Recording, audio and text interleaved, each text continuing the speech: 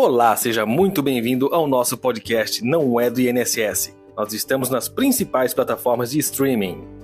Neste terceiro episódio, vamos falar com Renata Monteiro de Andrade.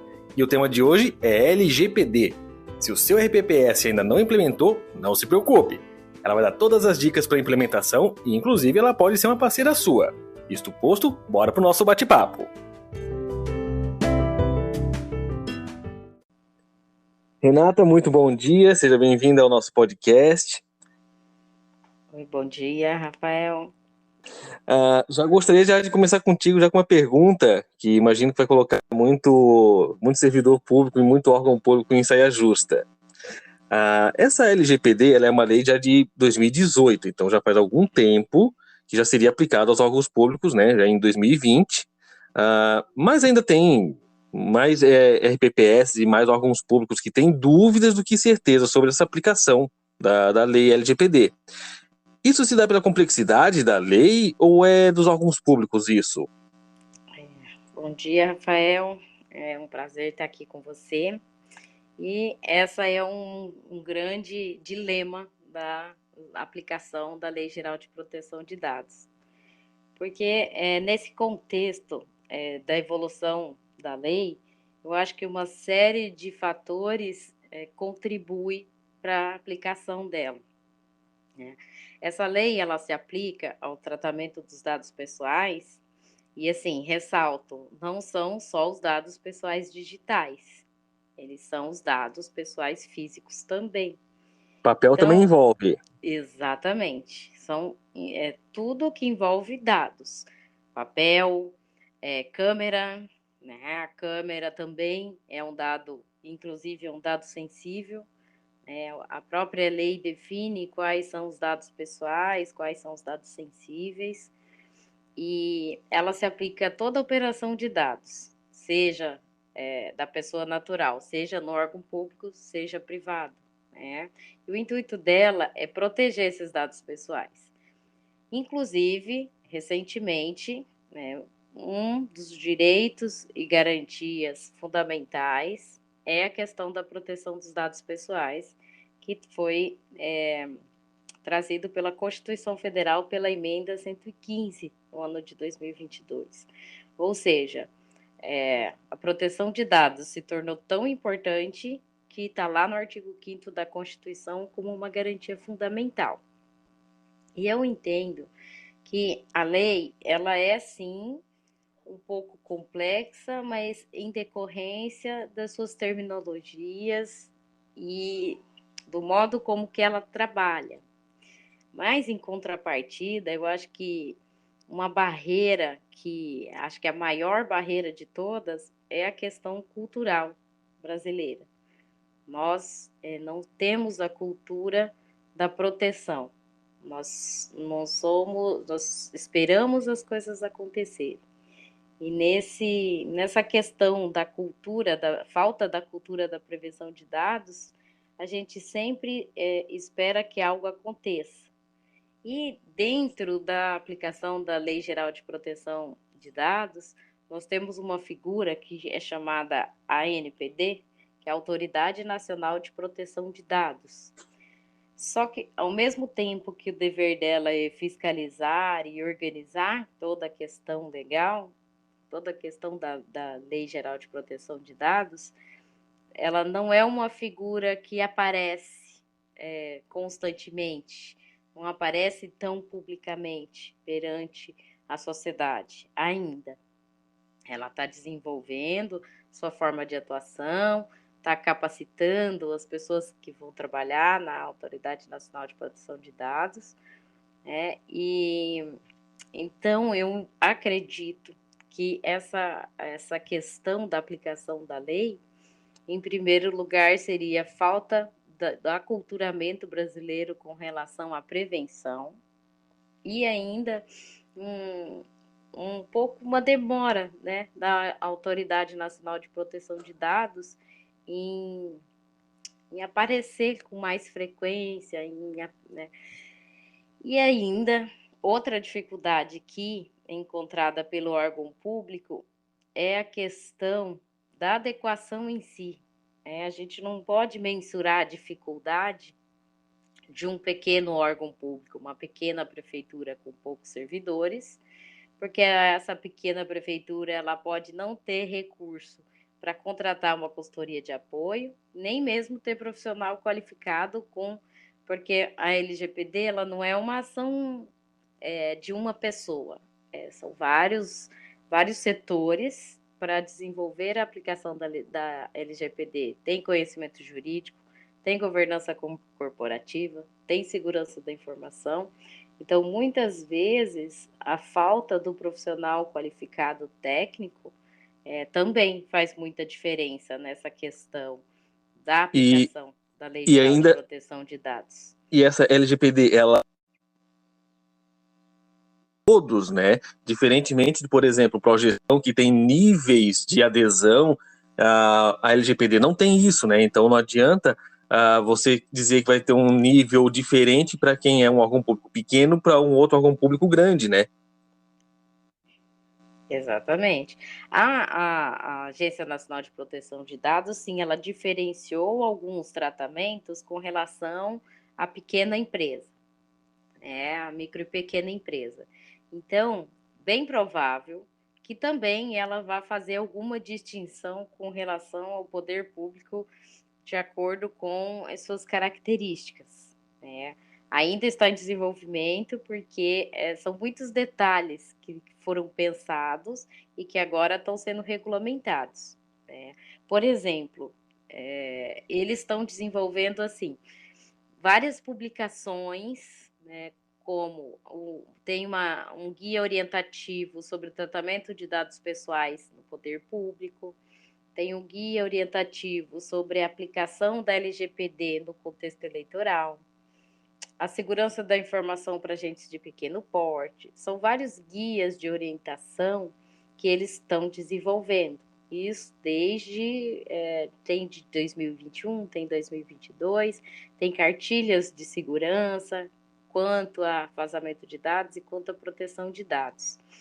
E o CNJ, que é o Conselho Nacional de Justiça, recentemente publicou um roteiro de tratamento de dados para os cartórios, ou seja, o primeiro órgão que foi definido, na verdade, foi quase que uma ajuda, né, que o Conselho Nacional de Justiça que cuida da questão de verificação do funcionamento dos cartórios, né? Que o cartório presta um serviço público, mas ele tem essa questão privada. Então, o Conselho Nacional de Justiça estabeleceu um prazo de 180 dias para adequação. Eu acredito que esse vai ser o caminho para os outros órgãos públicos. Uhum. Então, eu acho que mesmo que seja um pequeno passo, tem que começar. Mesmo que você não contrate uma empresa, mesmo que você o tratamento pessoal minimamente realizado já é o início. Desenvolver um aculturamento, desenvolver criar um comitê de proteção de dados, para começar, pelo menos, a adotar as boas práticas, né? Boas práticas são questões que envolvem segurança da informação. É como você não deixar a senha do Wi-Fi do órgão, né? Que acontece muito nos pequenos RBPS, né? Chega uma pessoa para ser atendida, ela pede a senha do Wi-Fi e você entrega a senha da sua rede. Essa rede tem que ser exclusiva para as pessoas que chegam, né? Para que não haja um problema na falha, para que ele não consiga entrar na sua rede e interceptar seus dados, né? São pequenas ações que podem ser feitas que não tem tanto custo. Então, eu acho que o primeiro passo é começar a desenvolver essa questão de que pode-se sim melhorar a segurança desses dados. Aplica-se aos poucos, né? Não precisar fazer a aplicação 100% do que o LGPD te passa para fazer, né? É porque é um roteiro muito complexo, né? Você tem que primeiro avaliar os seus dados, se a coleta está sendo feita, porque o tratamento de dados ele envolve, inclusive, quantidade de dados recolhidos, se a lei, quais os dados que o regime próprio de previdência social precisa. Ah, tá lá na portaria, naquela portaria define, preciso de dados. Por exemplo, eu não preciso saber da religião da pessoa para trabalhar com o regime próprio de previdência social. Se houver a coleta desse dado, ele é um dado excessivo, um dado que não é importante. Então, desenvolver essa questão de avaliar quais os dados realmente necessários, quais os dados exigidos, para filtrar num primeiro momento, depois avaliar como está sendo feita essa coleta e, principalmente, o compartilhamento desses dados, que é o que gera mais problemas. Falando de RPPS, exaustiva dos dados que precisa, um bom momento para fazer isso seria num censo, né? Onde a prefeitura e o RPPS já teriam que ver isso, né? Quais os dados que eu preciso coletar no censo para que eu, a prefeitura ou eu, RPPS, vou utilizar, né? Exatamente. Esse é o primeiro, porque a gente precisa de números precisos, né? Tem que ter uma questão exata. O RPPS precisa dos dados atualizados. E não é somente em virtude da Lei Geral de Proteção de Dados. É também a questão do progestão, questão do cálculo atuarial. Então, a atualização dos dados, esse censo ajuda a LGPD e a LGPD ajuda o censo. Eu acho que assim é uma união de ações que vai ajudar muito os regimes próprios de previdência social. Bacana, que já começa por aí então, pelo menos, as ações do RPPS e do órgão público, né? Aproveitando, tinhas comentado no início sobre a lei ter várias terminologias complexas, né? Uma das terminologias ali são a figura de titular, de operador, de controlador, do encarregado. Como é que a gente consegue visualizar esses atores dentro do RPPS? Essa é uma questão bem técnica que trazida pela lei, em que não basta uma simples leitura para você compreender. A gente entende essas figuras dentro da lei, nós chamamos de agentes de tratamento, né? E o agente de tratamento, ele é definido para cada operação de tratamento de dados pessoais. Então, a mesma organização, ela pode ser controladora e ela pode ser operadora. Vai depender da situação de tratamento de dados. Então, para eu entender essas figuras dentro de qualquer órgão, eu preciso entender toda a operação, né, dos indivíduos, da coleta de dados, né, porque assim, a própria lei define que não são considerados, por exemplo, controladores, autônomos ou conjuntos, ou operadores, os indivíduos subordinados, tais como os funcionários públicos, os funcionários, os servidores públicos ou as equipes de trabalho de uma organização, que já atuam sobre um poder diretivo do agente de tratamento. Ou seja, os servidores públicos, a gente sempre tem que diferenciar a figura do servidor público desses agentes de tratamento. Por quê? Quem que vai ser o agente de tratamento nessa situação? Vai ser o órgão, vai ser o regime próprio, vai ser a autarquia, vai ser o município. Né? Sempre eu tenho que pensar nesse ente público como o agente do tratamento de dados. É o município ou o regime próprio de previdência social que vai nomear um especialista, um DPO, né, que ele vai fazer essa relação entre o órgão e a Agência Nacional de Proteção de Dados. Então, os controladores podem ser pessoas naturais, podem ser jurídicas, podem ser de direito público ou privado, né? Só que vai depender, essa análise tem que ser feita de acordo com o tratamento dos dados pessoais. Então, quem é que pode ser esse controlador? O controlador, eu tenho que pensar que ele tem o poder de decisão sobre esse tratamento dos dados. Então, eu tenho que me perguntar, qual o motivo que esses dados pessoais serão tratados? Ou seja, eu tenho que escolher uma finalidade. Por que tratar esses dados e como tratar esses dados? Esse controlador, ele é responsável por tomar as principais decisões dentro desse tratamento de dados. Então, dentro de um regime próprio de previdência social, a figura do controlador é a própria autarquia ou o próprio município. Por quê? Diferente das empresas privadas, o que rege os dados, o tratamento dos nossos dados é uma legislação, mas é uma legislação aplicada ao órgão público. Então, eu não posso confundir a pessoa do servidor público com a pessoa do controlador. O controlador, ele vai, por exemplo, um diretor do órgão de proteção de dados, ele representa o órgão. Então, não é a pessoa do diretor que é o controlador, e sim a autarquia, que é a controladora, que sua manifestação acontece através do diretor-presidente, por exemplo. Então, Ou seja, é o CNPJ ali que está sendo o controlador, por exemplo, dessa informação. exatamente.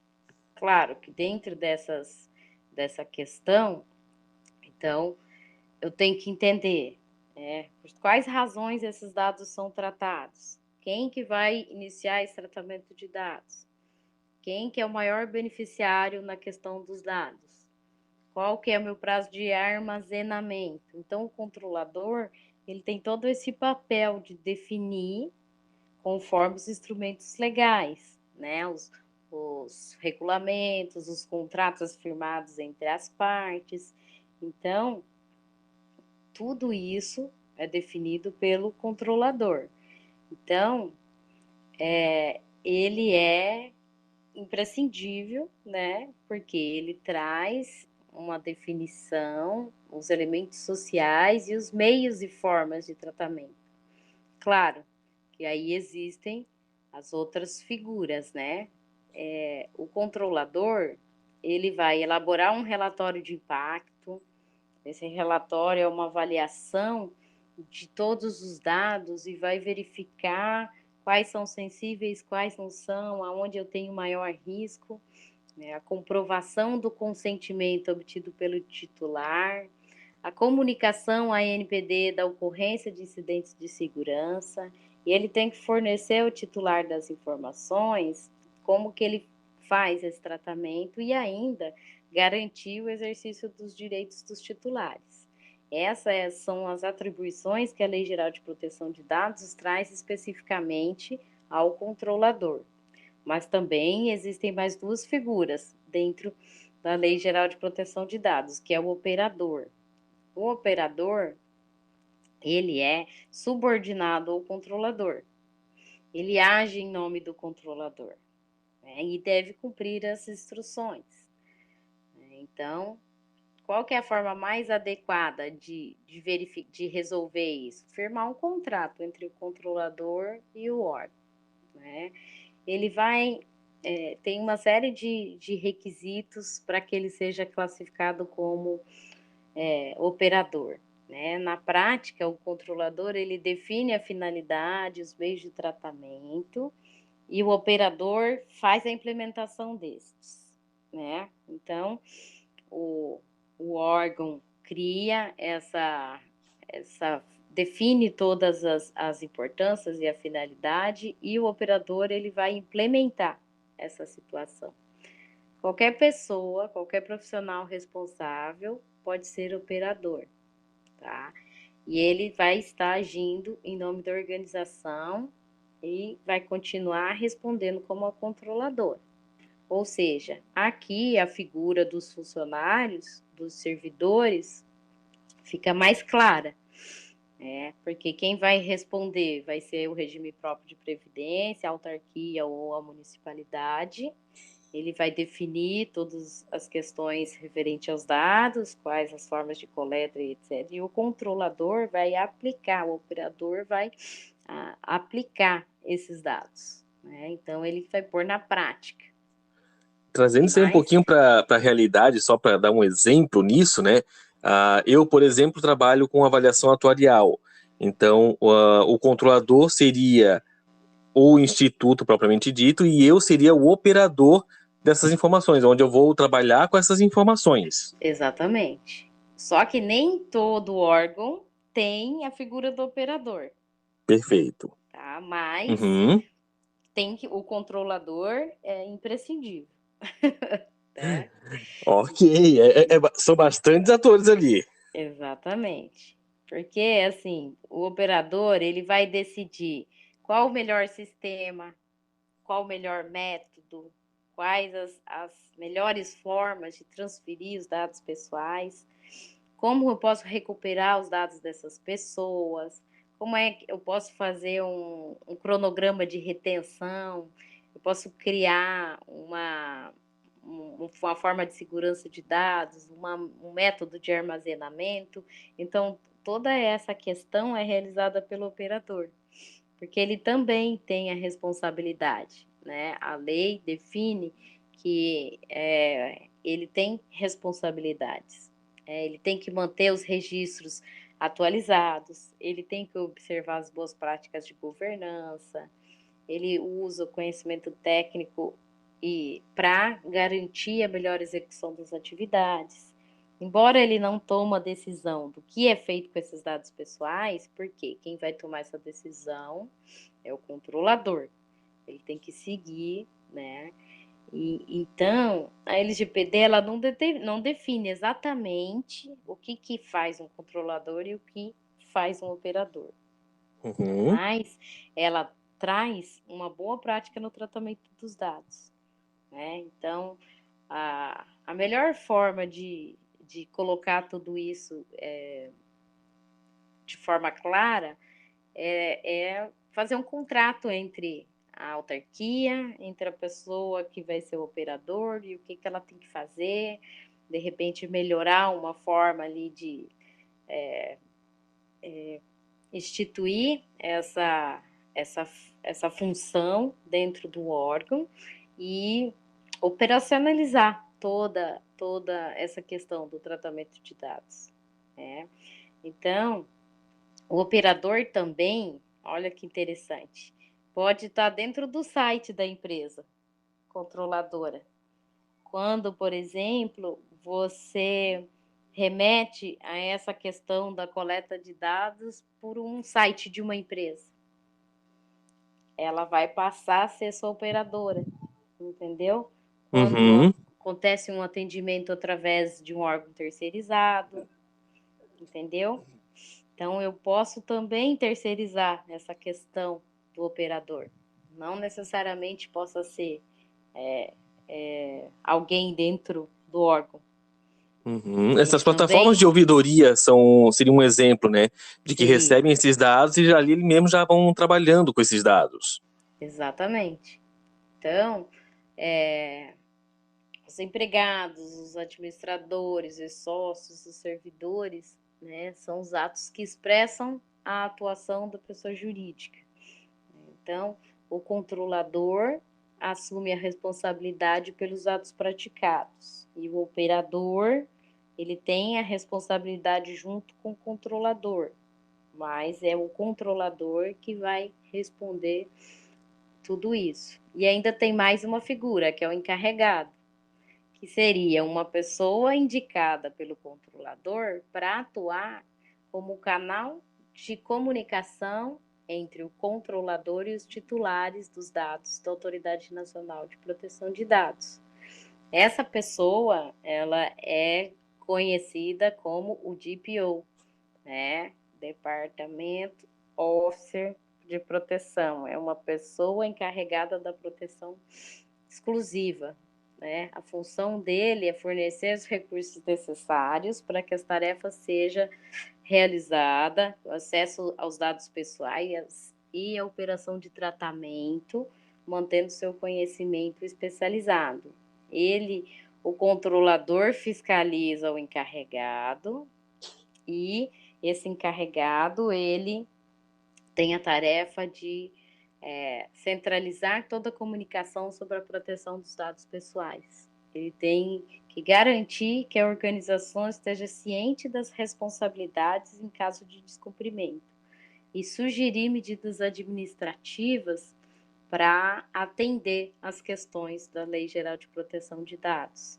Ele tem o dever de informar, de aconselhar, de monitorar, de evitar reclamação, de receber as comunicações, de orientar os funcionários, de executar todas as atribuições, e ele sempre vai se reportar à alta gestão.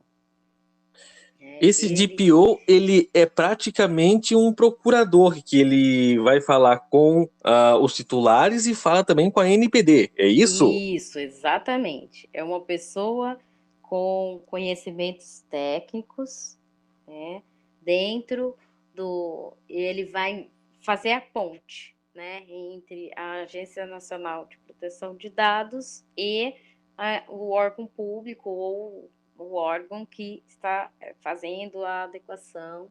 Ele vai ser essa ponte. Quem vai responder pelo incidente de segurança vai ser o controlador. Mas quem vai fazer essa comunicação entre o que a NPD está fazendo, né, o que está acontecendo, é esse encarregado. Então, nenhuma dessas figuras vai trabalhar sozinho, né? Então, o controlador vai precisar do operador, e o operador, nesse caso, vai competir ao controlador as decisões, né? Por exemplo, o órgão público que precisa pagar os servidores. E o operador é o sistema que faz a gestão da folha de pagamento, por exemplo. Uhum. E a figura do encarregado, ele é que vai fazer essa ponte entre um e outro. Não sei se deu para entender, porque é bem... E aí, assim, por que a lei se mostra complexa? Porque ela define muitos detalhes sobre a função de cada um.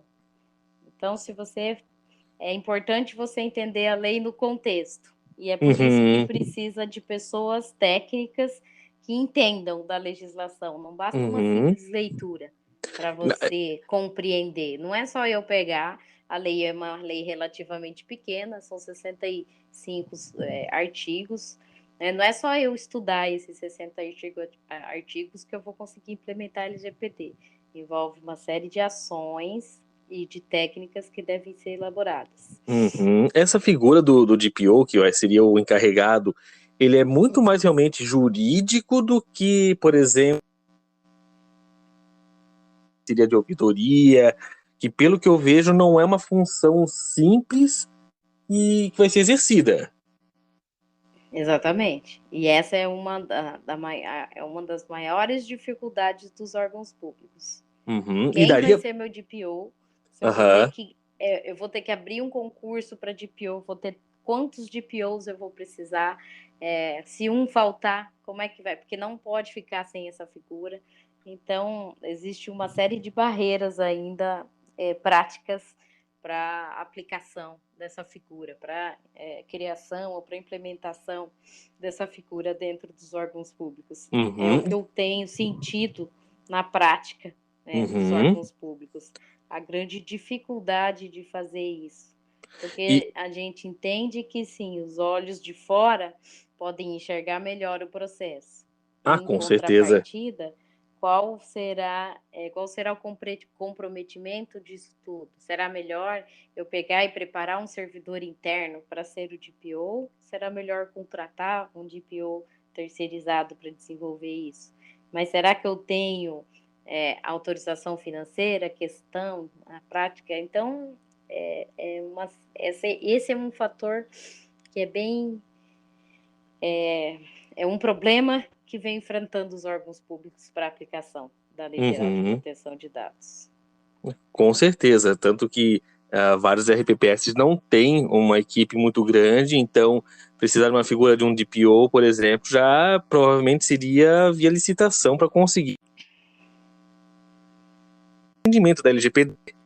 Exatamente. Só para você ter uma ideia, o Tribunal de Contas da União, ela fez um levantamento de dados nos próprios órgãos e foi constatado que 97% das autarquias e dos órgãos públicos ainda não estão adequados à Lei Geral de Proteção de Dados. Isso a gente está falando numa incidência federal. Você imagina a gente chegar nos pequenos municípios. Seria cada vez mais difícil. Então, é um serviço mesmo de formiguinha. A gente não pode trabalhar isso como uma grande barreira. E sim, a gente tem que ir trabalhando um passo por dia. Entendido. E sendo um passo a cada dia, vamos para a seguinte pergunta. Muitos RPPS ainda têm dados, vamos dizer assim, offline, né? Porque a gente trabalha muito com papel ainda, a questão de ser totalmente virtual ainda não é uma realidade de muitos RPPS. Como que os servidores trabalham com esses processos, né, de trabalhar com o papel, com os dados ali que são sensíveis? Como é que fica a questão de garantia da salvaguarda desses dados? Essa é uma ótima pergunta, porque assim, a LGPD ela trata também dos processos físicos. Então, qual que é o primeiro passo, né, de qualquer empresa, qualquer órgão público que vai implementar a Lei Geral de Proteção de Dados? Mapear estes dados, né? De onde, primeiro verificar a necessidade de acordo com a legislação e depois fazer um roteiro, né, um mapa, um data mapping que nós tratamos sobre esse processo. Eu tenho que desenvolver o processamento desses dados, quais os que são necessários e de onde que eles vão, para onde que eles vão e onde tem que ficar, por quanto tempo eu tenho que armazenar todas essas informações. A partir daí, eu tenho que entender quem que tem que ter acesso a essas informações. E aí, a gente entra até naquela questão assim, eu guardo os meus dados em pastas suspensas dentro do arquivo. Esses arquivos ficam num grande salão, onde qualquer pessoa pode ter acesso, ou vai ter um arquivo com chave para guardar isso. Outra situação que pode ser feita, eu vou armazenar essas informações em arquivos, em documento. Ok, é importante, é necessário. Eu vou colocar eles numa sala e vou colocar um acesso com digital. Somente quem é autorizado a ter acesso a esses dados é que vai poder ter acesso a essas informações. Então, são formas que vai garantir a guarda da informação sensível. Aí eu vou colocar uma câmera de vigilância e só vai entrar na sala desses arquivos quem tiver realmente autorizado a essas informações. Então, o órgão público vai definir como que vai fazer esse tipo de acesso. Ou então cada arquivo vai ter uma chave, somente as pessoas autorizadas vão ter chaves. Então, essa também é uma forma, uma recomendação de boas práticas com relação eu tenho que encontrar uma maneira menos gravosa eu tenho que evitar que esses dados sejam acessados por pessoas não autorizadas. Por exemplo, será que o entregador lá do almoço, se ele entrar dentro do órgão e na hora do almoço, que está todo mundo fora, ele vai abrir uma gaveta dessa e ter acesso a essa informação? Será que qualquer pessoa que chega dentro de uma sala, de um departamento pessoal, vai ver um currículo em cima da mesa, ele vai poder pegar esse currículo sem que alguém o perceba? Então, a LGPD, ela vem para implementar essa questão das boas práticas, que o papel é, sim, uma realidade muito comum dentro dos órgãos. Então, seria alguns exemplos de tratamento dos dados, né, com os processos físicos. E sim, eliminar os processos físicos é uma das formas que está sendo bastante adotada, né? A gente começou essa implementação com os processos eletrônicos e ninguém acreditou, né? Lá em 2011, ninguém acreditou que um processo poderia se tornar 100% eletrônico. Hoje já não se vê um processo físico mais, né? Somente quem carregou 21 volumes de processo no carrinho entende o que é um processo físico e o que é um processo eletrônico. Verdade, verdade. E nessa chave que se roda, né, do processo físico para o digital, muito dessas informações estão dentro do instituto ou dentro do ente público, mas também há vários serviços de armazenamento em nuvem, que então os seus dados vão para outros países até, né? Mas a LGPD é uma lei brasileira. Como é que fica isso com a lei? Ela afeta esses dados que estão, às vezes, armazenados em nuvem no exterior? Essa é uma ótima pergunta e a LGPD pensou nisso também, né? Porque a LGPD, ela se aplica às empresas, né, aos órgãos que tem que preencher um requisito, um dos requisitos. Ou seja, ou eu ter estabelecimento no Brasil, ou eu oferecer serviços ao mercado consumidor brasileiro, ou eu coletar dados dessas pessoas localizadas no Brasil. Então, não importa qual que é o meio de operação de tratamento de dados, não importa o país sede da empresa, nem a localização dos dados, e nem mesmo a nacionalidade dos dados dos titulares. Isso é irrelevante para a Lei Geral de Proteção de Dados. Basta que o processo toque em algum momento no Brasil mesmo. Exatamente. Então, se eu contrato um serviço de nuvem lá da Austrália, ele também é afetado pela LGPD. Por quê? Porque, embora os dados estejam armazenados em outro país, a coleta foi aqui. Embora a coleta seja aqui, o serviço é para o brasileiro. Embora a coleta seja feita em qualquer lugar do planeta, é para o consumidor brasileiro, é para o estabelecimento no Brasil. Então, a LGPD também aplica-se a esses órgãos. Como é que vai avaliar essa relação? Vai ser outro processo que vai ter que ser conversado, né? Porque a LGPD surgiu de uma lei internacional, que é a GDPR. A GDPR é uma lei de proteção de dados da União Europeia, que passou a exigir de todos os seus parceiros comerciais a proteção de dados desses parceiros, sob pena de não ter mais uma relação. Então, é ela que iniciou essa implementação da proteção de dados pelo mundo.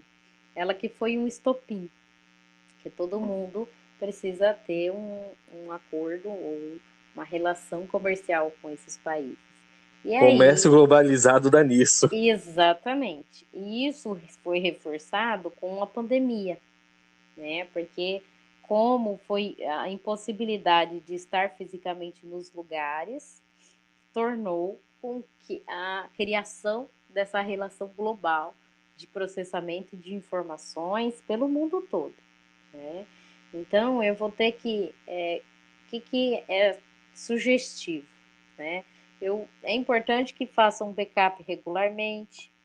Se esse o backup físico seria melhor do que o armazenamento na nuvem, mas se for a questão de contratar, né, um provedor de serviço de nuvem, eu tenho que avaliar se esse serviço oferecido atende aos requisitos de segurança de informação estabelecidos pela LGPD, e eu analiso os requisitos de acesso de cada usuário, né? Então, eu utilizo também técnicas de autenticação multifator para acesso aos serviços de nuvem relacionados aos dados pessoais. né? Dentro até a ANPD, ela traz uma cartilhinha de como se prevenir, né? Como que você protege os dados,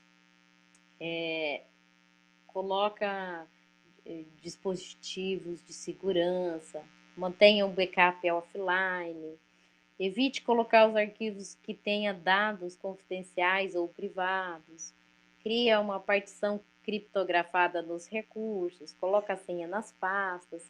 Então, são uma série de boas práticas que, com certeza, um profissional de segurança de informação vai conseguir, né? Que aqui a gente fala de uma multidisciplinaridade muito grande dentro dessa questão.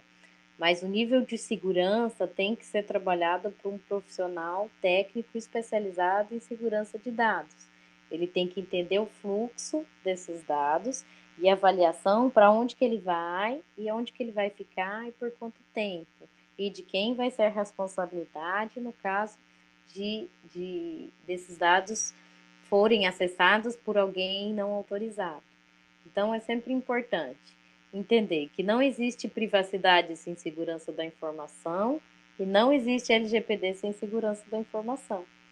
Então, tudo isso é importante para a aplicação da LGPD, e a gente não tem que enxergar a LGPD como mais uma barreira criada, e sim como uma forma de proteção até seus dados, né?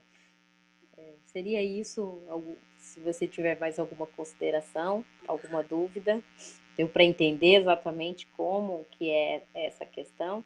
Dentro do regime próprio de previdência social, uma das questões que a gente verifica dentro dessa é a questão dos cookies, né? Que tem que ter uma autorização das pessoas que estão fornecendo os dados, e quando eu envio esses dados para fora, existe o tratamento internacional de dados, a LGPD também cuida disso.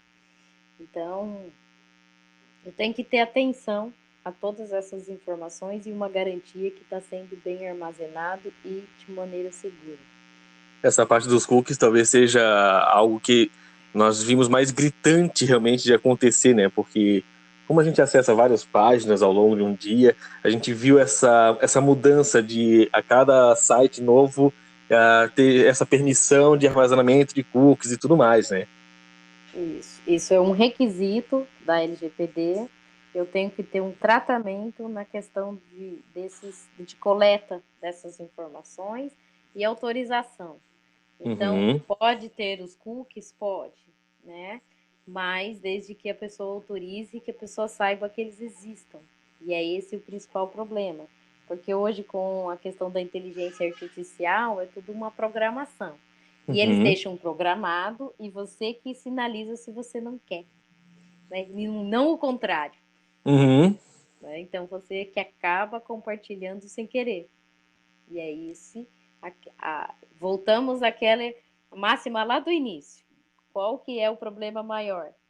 Questão cultural. Exatamente. Renata, uma última pergunta.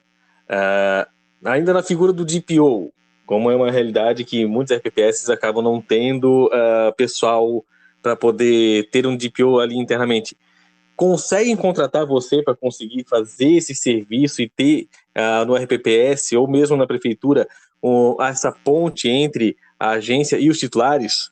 Sim, é uma figura. Claro que para ser, não é para ser DPO você tem que fazer todo um treinamento, são várias etapas, são várias provas, são vários órgãos que fazem esse treinamento para DPO. Então, sim, esse DPO, eu posso ser o DPO. Por quê? Porque eu tenho as certificações, eu tenho o desenvolvimento e o conhecimento técnico para desenvolver essa atividade. Claro que os órgãos públicos têm que verificar se a pessoa que está se candidatando para DPO tem todas essas qualificações. Então, ela tem que ter uma certificação e ela tem que ter o conhecimento técnico, pode ser na área jurídica, pode ser na área de sistema de informação, desde que ela tenha o conhecimento de todas as formas de controle, de atuação, né? E toda entender todo o processo para aconselhar. Então, esse serviço pode ser, assim, terceirizado, pode ser contratado externamente, né? Pode ser uma consultoria, pode ser tanto pessoa física quanto jurídica. E sim, posso ser uma figura do DPO, né? Porque tenho todas as qualificações para isso. Perfeito. E quem tiver com mais dúvidas, quiser entrar em contato contigo para tirar mais dúvidas sobre a parte de LGPD, ou mesmo para conversar sobre a parte de contratação, qual que é o teu contato? Pode ser por e-mail, né, renata.monteiroandrade@gmail.com, ou pelo WhatsApp, né, que é o 479-9919-9297. Então, a princípio, são as formas de contato.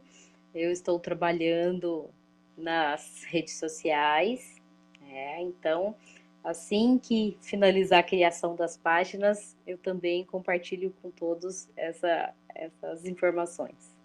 Maravilha, Renata. Muito obrigado pela tua participação no nosso podcast. E nessa questão, Rafael, não precisa se atender apenas à figura do DPO, né? Se você gostou, a gente também, eu desenvolvo treinamento, desenvolvo tratamento dos profissionais, dos órgãos, para desenvolver mesmo essa cultura, né? Essas informações, para divulgar o conhecimento mesmo. Opa, maravilha! Já fica mais uma opção para o RPPS ou mesmo para a prefeitura. Exatamente, tanto na avaliação dos dados, quanto na análise jurídica dos contratos e das informações, né? A gente faz essa ponte, essa realização, essa verificação, né? Os que são os primeiros passos, né? Ajudar na criação do comitê, a gente desenvolve esse mapeamento, tanto o data mapping, né, quanto a questão do data sizing, né, que são termos técnicos para a aplicação da LGPD. Então, todas essas etapas do desenvolvimento junto com o pessoal da governança, eu atuo. Maravilha, então, Renata. Novamente, muito obrigado pela sua participação conosco e qualquer novidade, inclusive da parte do LGPD, volta a falar com a gente aí, por favor. Isso mesmo, estou à disposição e qualquer dúvida, entre em contato. Um abraço, Rafa. Abraço, até mais. Até.